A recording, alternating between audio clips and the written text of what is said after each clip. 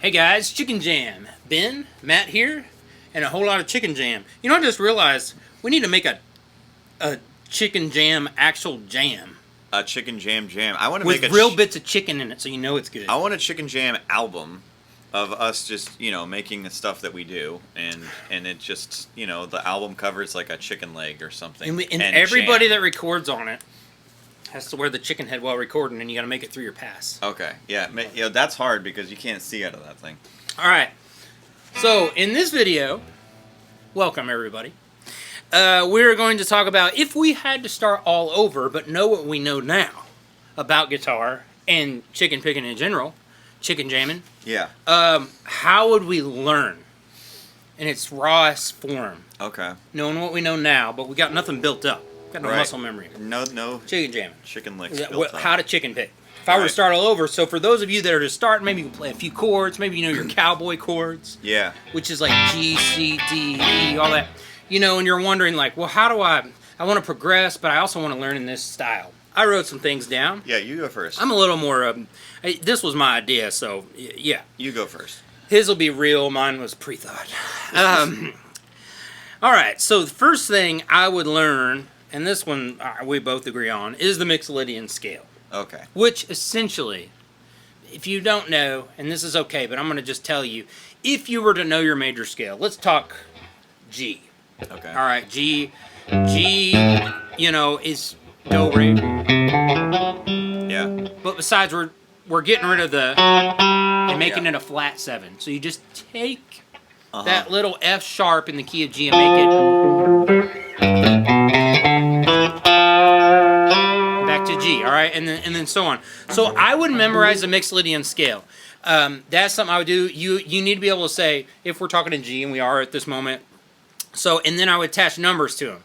So 1 is G, 2 is A, 3 is B, C. I'll make a little song. This will be good I'll teach my kid how to do this. Right. How to learn to mix, C is 4, D is 5, E is 6, and then here we go, flat 7. We've taken it down a half step, F.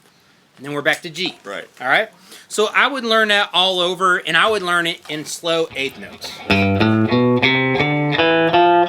And then learn it in like 5, 7 positions, all through the neck. Started at different spots. There's plenty of information. Look up, Mixolydian online. I'm not going to go through and give you every position. So I would do that first. So this is 6 things for me. Right. And I really think, this is what I derived at years later. We're also drinking coffee, so I know. I've got this right here.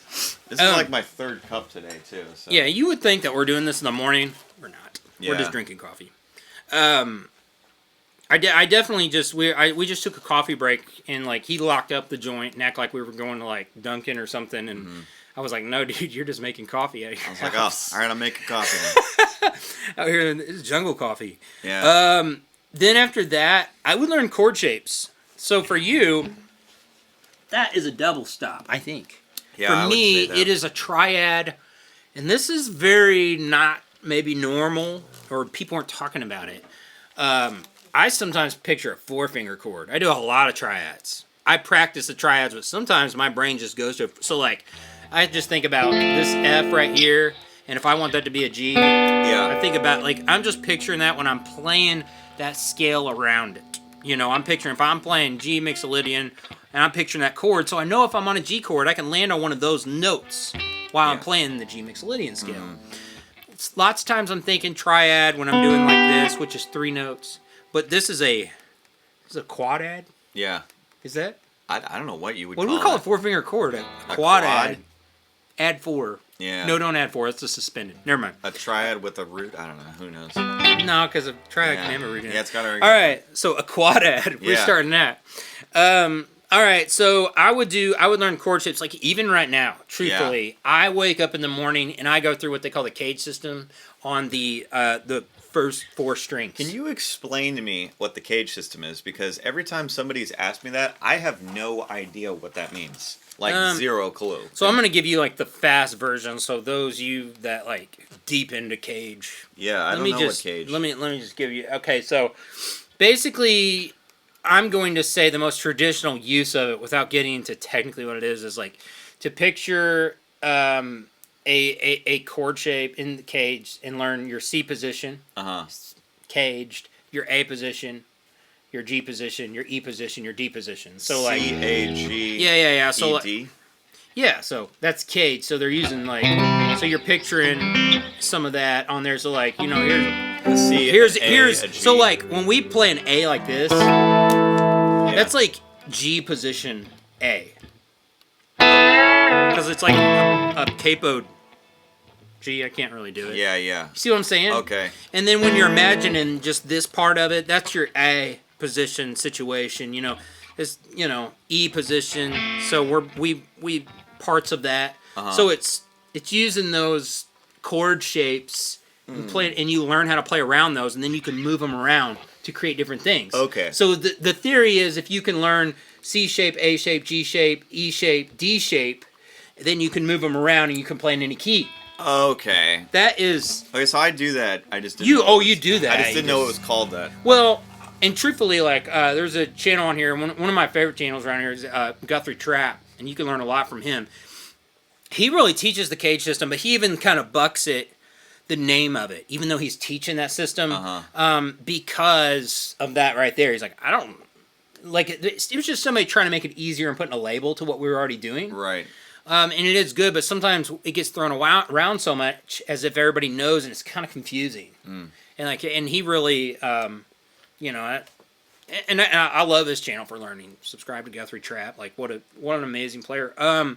So anyway, that's the cage system. So I would definitely learn the chord shapes, is what I call it, but that would probably mean the cage system. Okay. All right. So picture like if here's a D shape triad of a G. So if I knew how to play around this, and there was no open notes, I can now take that to G and play it. Well, I played it a little different, but you know. If I know how to play it here, I know what you mean, though. Yeah, I do the same thing. I don't think of it that way, but that's cool. Yeah, and you think about double stops, and I think, you know, right. So anyway, so that so it's playing the information and notes around those chord shapes. I would do that, and the information to me in chicken picking in the most cookie cutter form is the Mixolydian. All right, so like, yeah, it gets outside of that, but if you were just wanting to get into playing in that style, it'd be good to start there. I certainly agree. And if you don't know your major scale, learn that first, because you don't want everything to have that flat 7 blues in it unless you're playing in that style. Yeah, because sometimes country is just straight ahead major. Yeah, and they bend basically like a major sounding like. That was all major scale, but it had country thing versus like I pass by, but it wasn't. Right. So it's like a major scale with approach notes. Yeah. Versus like, which is it rocks a little more. That gives you the flavor. The Mixolydian gives you that flavor and the ooh, nice. So to me, it's like how far in the blues do you want to go? Yeah. You got major scale, and you're bending every now and then to a flat third. Right. And then you might be bending on past a flat 7, right. Or you're actually going to play the flat 7 and a flat third as your passing note or as your main notes, and then after that, they're just straight on pentatonic blues or minors. Right. So it's like how bluesy and how edgy do you want to sound? So you got major scale, bending around those notes. You got where, hey, flat 7's one of your notes, and then you got straight on minory pentatonic blues scale where, hey, man, I'm in B.B. King land, but I'm playing country.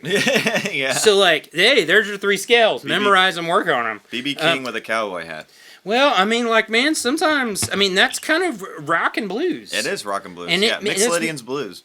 Yeah, it's blues. And then minor pentatonic blues is the next step to get it more bluesier. It is, yeah. So like it's like blues, levels of blues. Blues is like Mixolydian with more minor, and country is Mixolydian with more major. Boom. Yeah. That's right. Yeah. Man, that just hit me in the forehead. I felt it right here. I'm gonna drink a cup for you. Yeah. On that. We're gonna drink on that note. Pour me another cup of coffee, for it is the best in the land. Me and we've been listening to some old country. It sounded a little better than what we just did, though. Do you know, like, have you seen Spinal Tap? the scene where they're like trying to sing along to the Heartbreak Hotel. He's like, "Do with the harmony," and he's like singing it like he's like, "Wait, no, don't sing that note." It's like they're like trying so hard to sing it a cappella. I've never even heard of Spinal Tap. Are you serious? No, what is that? Oh, we're gonna make a movie night. We're gonna go watch that. You know, this is the difference here. Look, he has movie nights. The single guy. Yeah. Like he lives out basically in a studio, but in the jungle. Yeah. And like, I can't. Dude, I've got a wife and kids. I got to go home and make supper for her and like practice chicken picking at night with my headphones on. Yeah.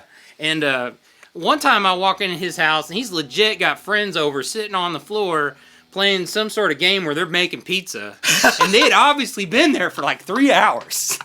We were into it, man. We were playing Overcooked on the Switch. They had to play a lot because they were way too good at it to not have played it a bunch. Yeah, and we were yelling at each other. There was a lot of words being thrown around. It was, but we were intense, man, into the video games, but yeah, we just do whatever we want around here. Yeah.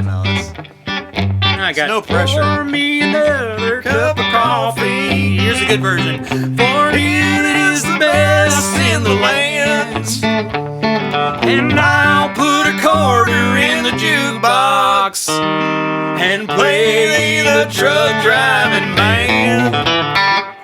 You gotta put a G run at the end of that. Yeah, alright, well, let's do it. 1, 2, 3, 4. A cup of coffee. Oh, for it is the best in the land. I put a quarter in the jukebox and play the truck driving man. Play us out.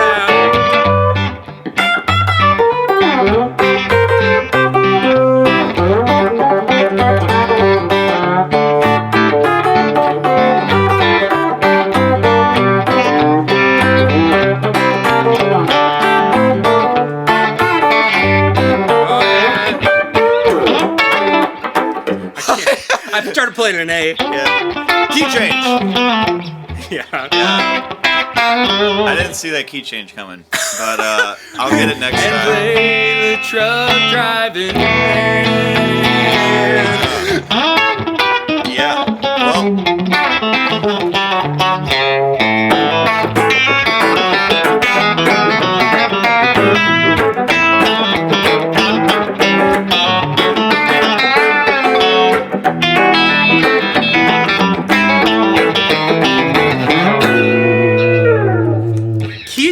Suspended key change in a old country tune.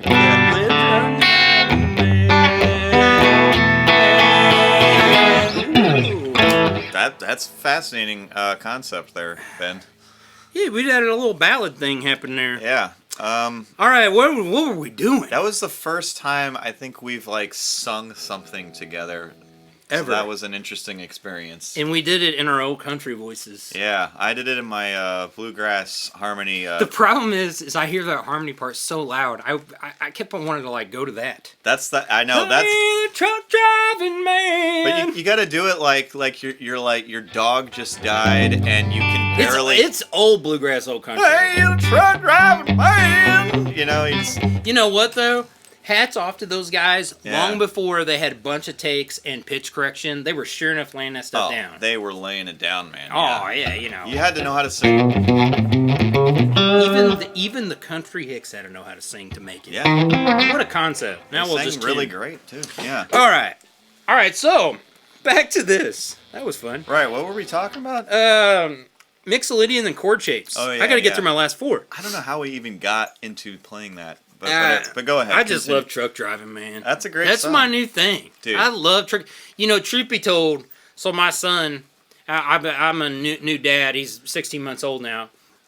For whatever reason, coming back from the hospital, man, we found this lightning speed version of the Don Kelly band playing Truck Driving Man. I love and that. it was Johnny Hyland playing it. Then I found a Guthrie Trapp when he was with that version of him playing it. Then I found a J.D. Simo version of him with it playing. They all played it, so it was on the same band, and it was lightning fast. So I was just like listening to it, and my son started like it's his favorite song.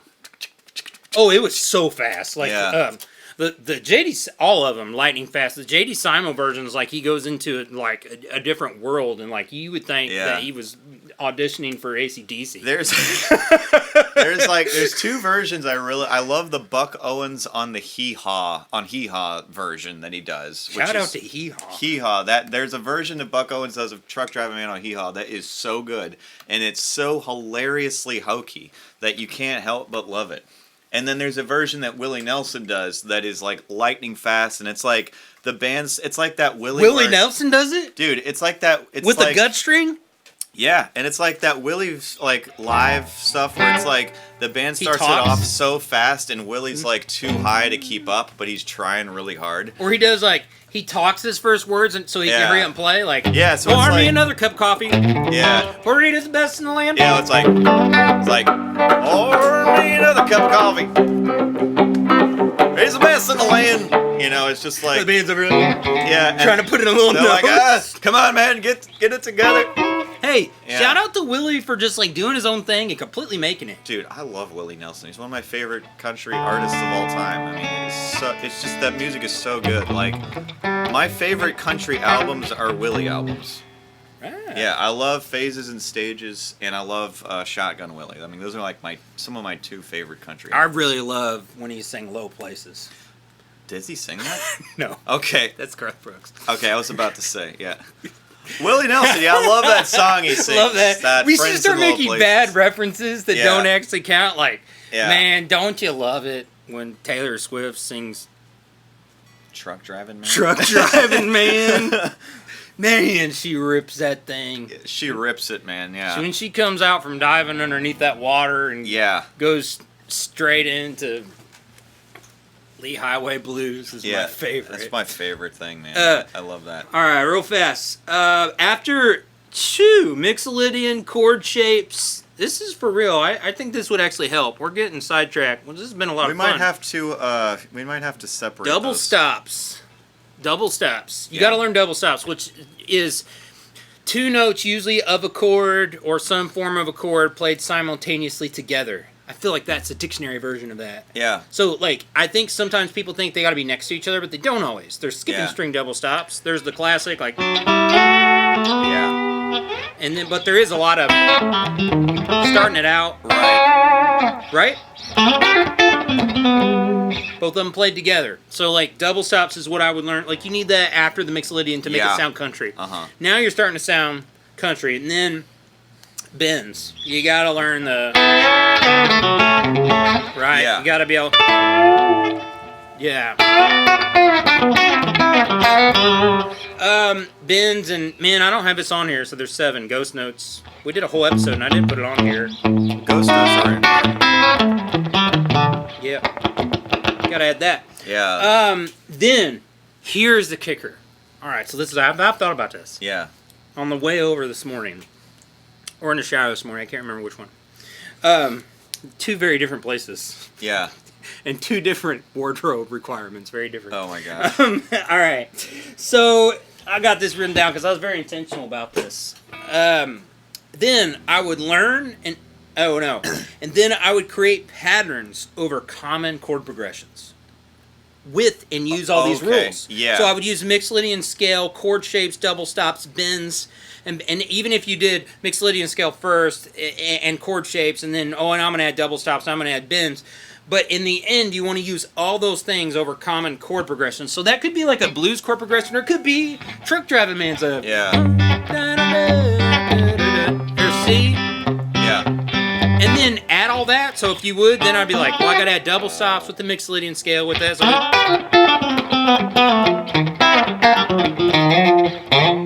yeah. So I mean, and so create a solo over there and learn it because you got to get muscle memory under it. So you got to be able to play, and just running the scale, you need to know it because you need to know the names of it. Yeah. But you don't want to sound like you're running a scale. Right. Like if you went through. I mean, don't do that. Don't do that. Don't do that. And then after that, after you could play maybe over a blues progression or something with them, and learn it good. Do it slow. Don't try to do it lightning. Like, learn it correctly because you're building muscle memory. Yeah. And play it, I'm going to say this, 2,800 times, whatever the song is. and learn it once in every key of the Cage system. Ah. So learn one in G, with all those rules. Learn, That's an learn important, A. That's a learn super C, important learn E, thing. learn D, and Yeah. then you can flatten or sharp them. Yeah. And then you've got it. Now you're able to play over common chord progressions. Okay. That's so important. After that, all right, now you are able to play and jam. Yeah. And most of the time, that's when you get to the point where people are wowing by you and you're eighth note gunning it, as I said in another video, Yeah. which means like you never rest.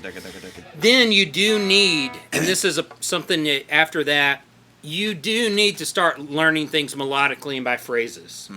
So like I would recommend actually learning songs that you enjoy in that style and then analyzing what are they doing and what chord changes are they playing. Right.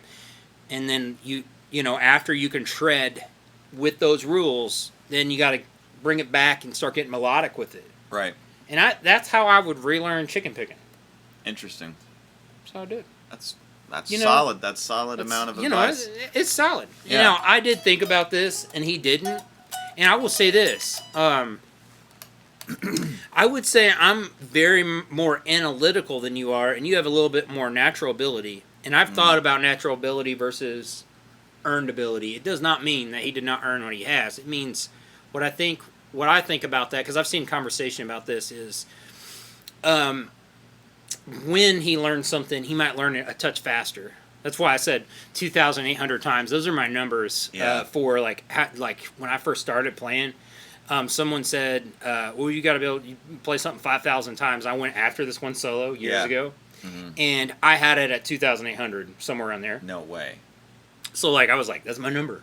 Holy cow. And I learned several. I didn't learn every Cage system one, but it was 3 different keys. I think it's G, A, and D. That's why I'm weak on E, I just realized. Yeah. I'm going to create a solo in E and play it 2,800 times. Yeah. And I did that, and it made me to be able to play over common chord progressions, and that.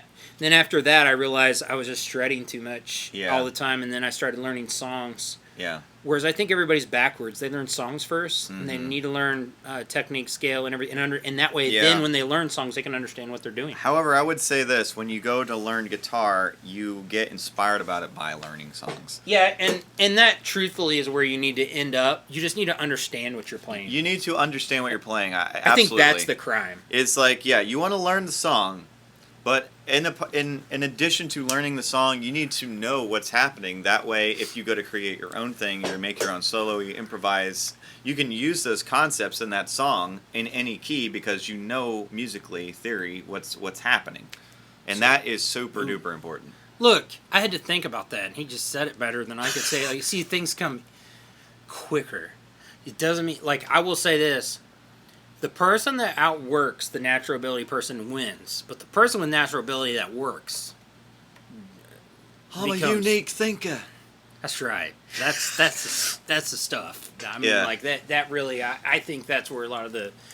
You either get a very creative artist, which is I feel like the path that you go down, or you end up with the session player that's like just got that extra thing everybody else don't have, But for those of you that are like, I'm terrible, I don't learn as fast, I can't do it. Baloney. No. Yeah. Baloney. You got to put the hard work in. You do. You got to put work in. And, it's just like, a lot of people are just like, oh, you're gifted, and, I'm not gifted like you. No, I Bull, just put how many hours did you put in? I just put in a lot of time, dude, That's right. It's like, you can do it. It's not that I'm gifted. It's just the fact that I put a lot of work in. I still practice all the time. Because I ain't happy. You ain't ever happy with what you got. Yeah, exactly. Right? I mean, like, if you get feeling good about yourself, you just ain't went to the right show yet to be like, crap. Yeah. Oh, dude. I don't know what's going on with that. I've had recently, in Naples, Florida, there's not a lot of bands that make me want to go practice. Actually, probably none. But like, what about my band? I don't actually have one. I was just checking him on that. Yeah. He's like, what? You got a band? No, there's a lot of bands that I'll see around that make me want to be a better songwriter. Because there's a lot of good songwriting around here, but as far as like bands that come in who are like just ripping it up on like music and instruments, it doesn't happen. But there was this band I saw recently. They were called Sud America. They're like a Latin band. Dude, they came in and they were playing this jazz fusion, like original music, and it was like, Holy That, cow! that Latin stuff's hard too. Oh yeah, it's hard, man. Rhythmically hard. Rhythmically insane. And like me and Jeffrey were watching him. We were like, I need to go practice. Like this is the first time I've like been like, I need to go practice my instrument. And I'll say this about that: there are two different types of people I've seen.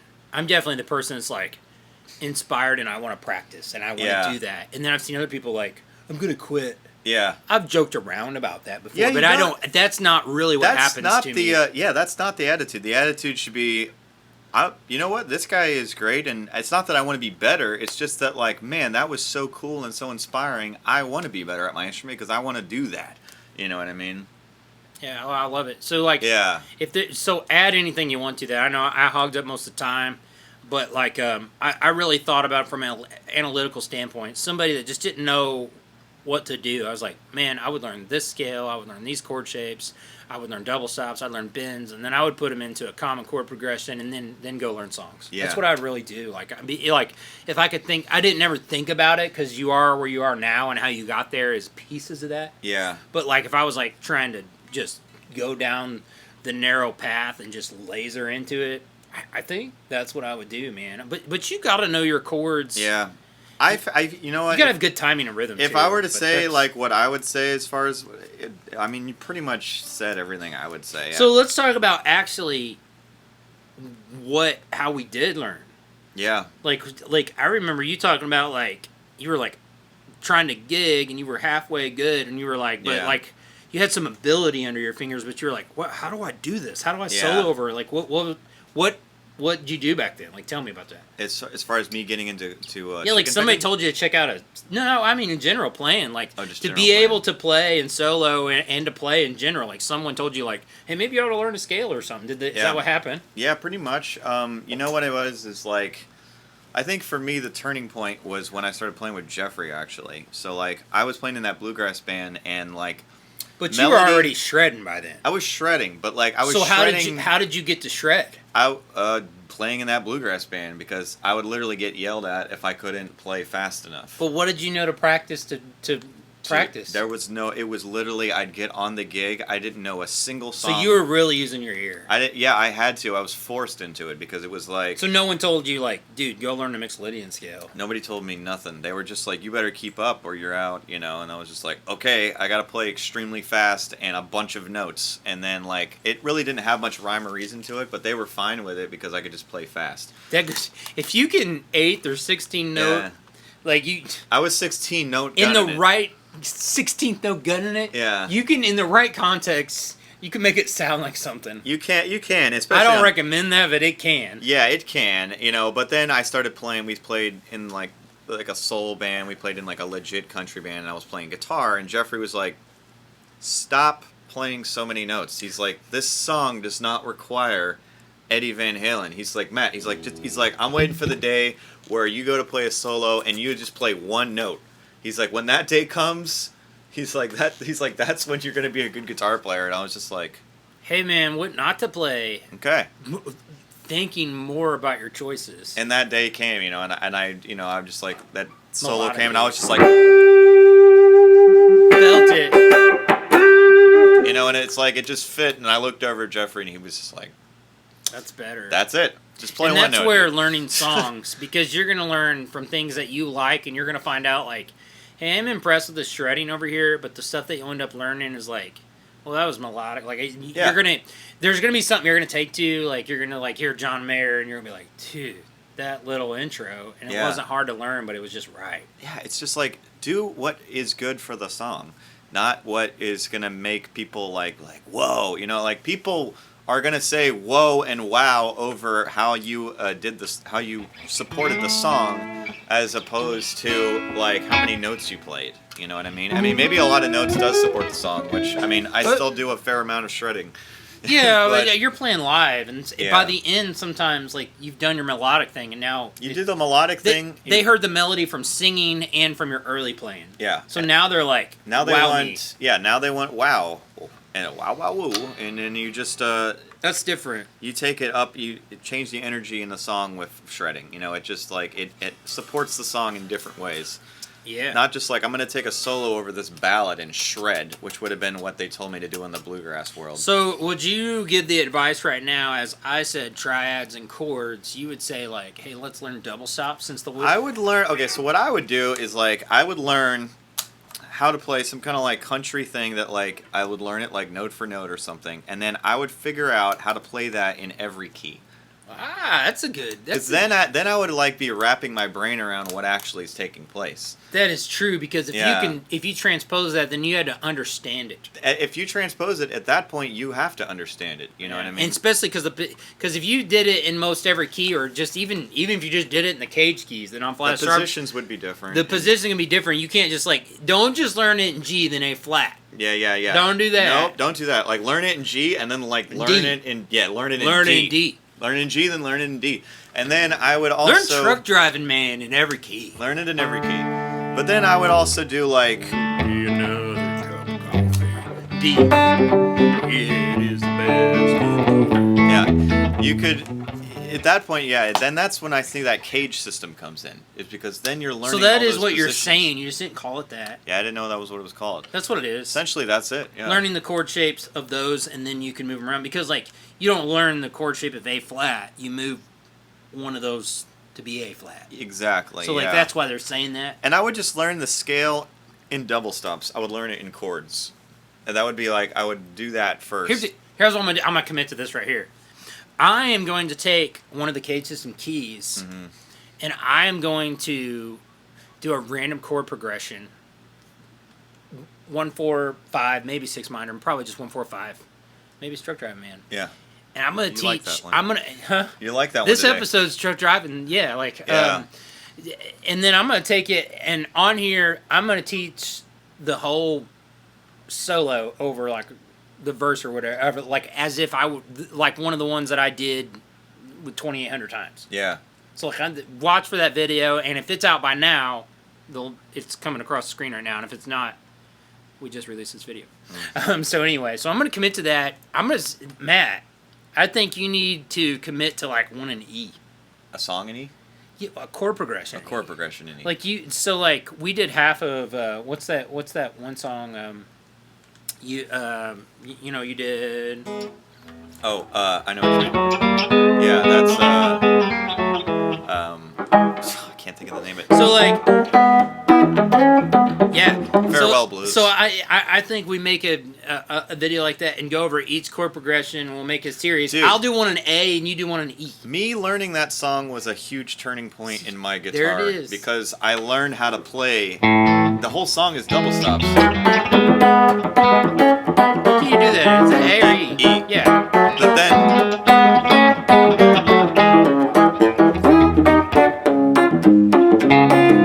Well, I didn't know they did that.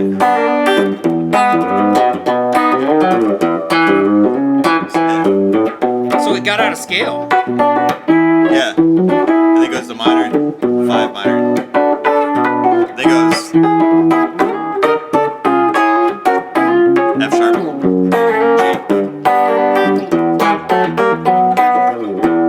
G. So you had to learn position because you have to learn all those positions. I didn't realize it had all those chords in it. It goes through all sorts of chord changes. But you learn those double stops in it, and it's just like, oh, okay. And then it starts to make a little bit more sense. Then you learn that in all different keys.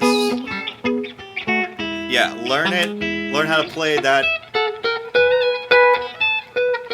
I don't actually know it. Learn how to play that riff in all the double stops all over the neck. So then you play it like.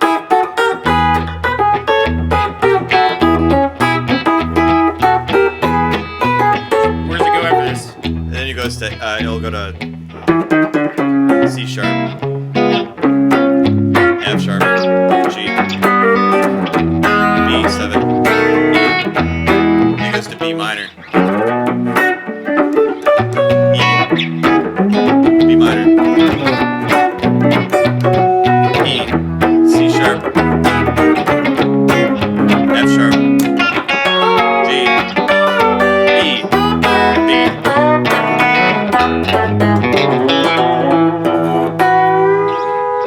Whatever, but yeah.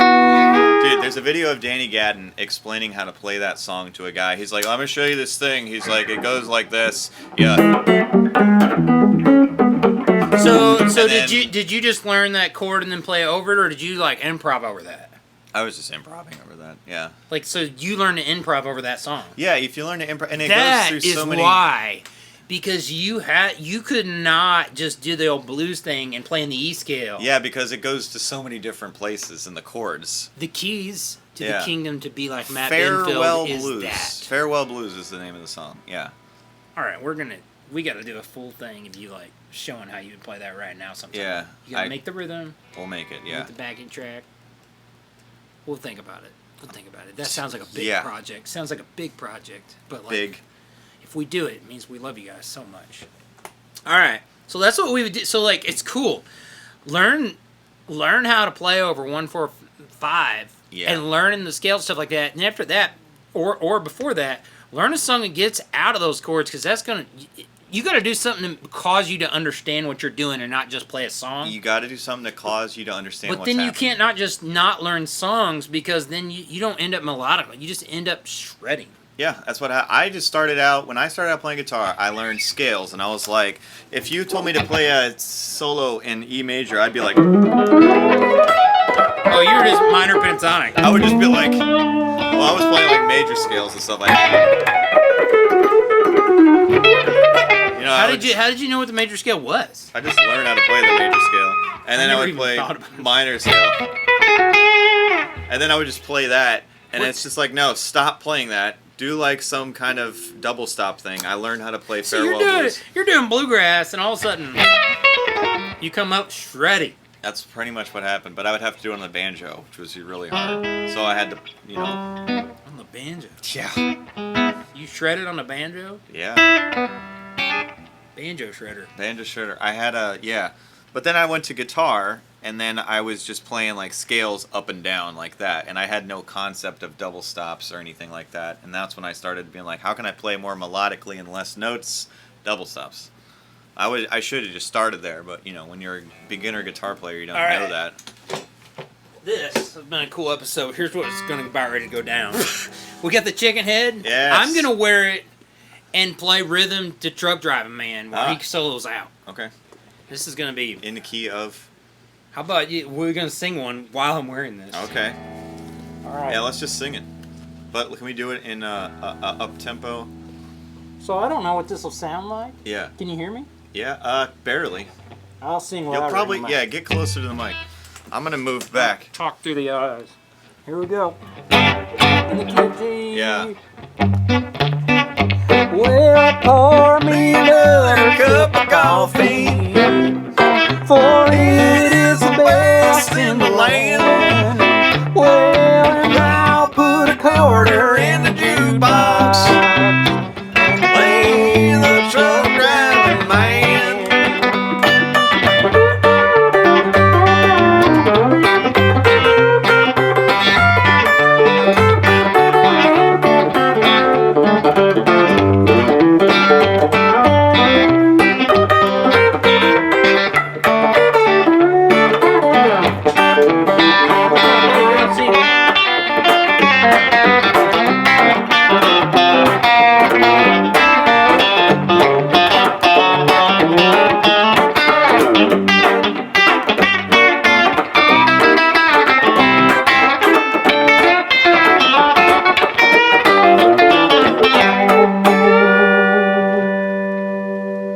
Boy, that's hard to play with that thing. Yes. That's it. Well, that's what Ben and Matt look like on coffee in this episode. And dude, I have got to go to the bathroom. So let's finish this one then. We're done. We're done. All right, later. See ya.